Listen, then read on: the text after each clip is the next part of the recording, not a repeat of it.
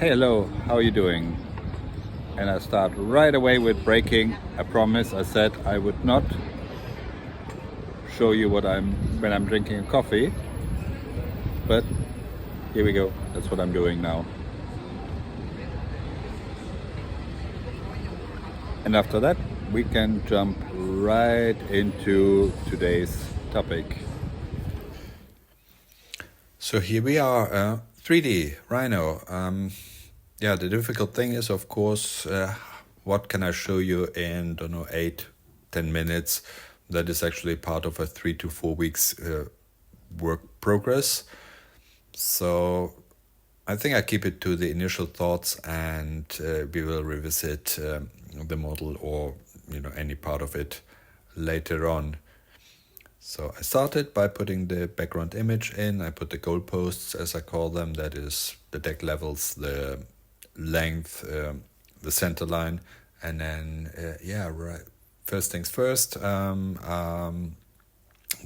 big volumes, let's say, or at least one big volume. That would be the hull. It's kind of building it up from bottom up. I don't know if there's any particular reason behind that, but that's just how I always did it. I like to keep things clean and organized because I know that I'm a messy designer, but actually not so much, because Rhino is a surface modeler, so it's not a polygon modeler. It's not a piece of clay that you just pull into various directions and then by miracle and wonder the right shapes come out. I also organize things in layers, that is to be prepared later for the rendering, but also if I share the models with other people, that they do know what's going to happen.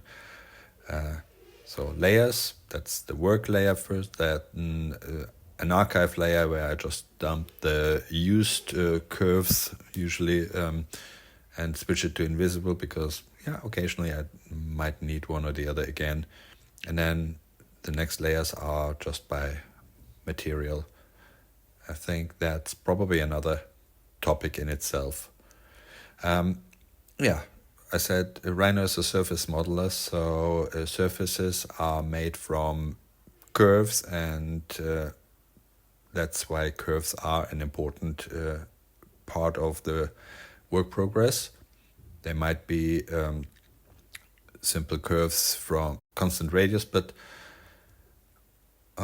most of them are actually, I build them as blend curves. That means I have a starting direction and a finishing direction, and I blend it in between. I also like to work with conics, but another time. The important thing to me is that those surfaces are clean and simple, and because then they actually behave in a more reliable way when you go into the details, when you trim them, when you try to make a fillet or a chamfer on its edge. And I also like everything to be always nicely, neatly trimmed.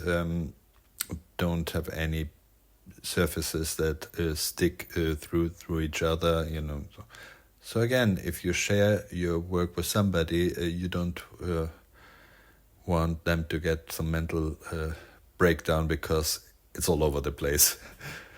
So let's say the surface making. There are various ways, of course: extruding, sweeping. Sweeping is a good method that I like to start with. That is, I have a guiding curve and a starting and an end one, and I sweep in between. Often these surfaces, I don't like them too much, so then I take the edges and I create it again from a curved network, and that's just neater. Then extrusions, for example, that's another thing that I have my way with. That is, I don't like to extrude from mid-air curves, because again, then the iso curves are unpredictable, and So I project the curve onto the ground and then extrude it up, and this way, and then I trim it, and it just works much better. Last but not least, I do shrink sometimes trimmed surfaces so that when I untrim them, then they don't become humongous again when I don't need them. It helps when you work on the details. It's just less headaches. Now the order that I work with, it's, as I said before, from the bottom up to the top, and starting with bigger shapes, then going into the smaller ones, but not strictly, it's more like keeping a flow, making a volume, adding some details immediately rather than put it aside and come back to it later. So it's more a work by feeling. It sometimes seems a little bit strange that I then I do, shadow gaps and cleats and radii when I haven't even done the biggest pieces of the superstructure yet, but it just feels like the right way to do. My method in general is, I would call it exploration. That is, especially when you work with on a design that you have roughly in your mind, but you have not completely resolved. So I think always as the designs as something that is already there somewhere, in the ether or in the back of my head, and I'm searching for it. It's, when the sculptor was asked, how he managed to do that big marble sculpture of an elephant, and he just says, I chip everything away that is not looking like elephant. So it's kind of there, and you just have to find it. Another reference that I like to give is some old computer game called Marathon that at some point had a level builder there, and I quite enjoyed it. So you drew the plan of how the level would look like, and then you jumped into the 3D space, which was just a white screen, and you had to throw a pattern or a piece of color into mid-air, and when it then hit a wall, this wall became visible. So you were creating the world by revealing it. So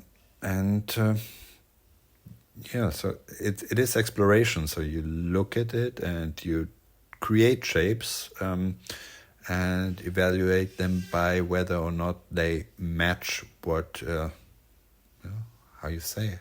what feels right. And that's pretty much all there is to it. I was just about to celebrate my first 99 subscribers, and then they happened to be 100. What am I gonna do? Anyway, big shout out. Let's make some noise. Well, I said just let's have some noise, and there the noise goes. I hope you understand what I'm saying. Can't even understand my thinking. You guys rock. Thank you very much, and I hope you stay with me and enjoy my creative madness, experiment, adventure.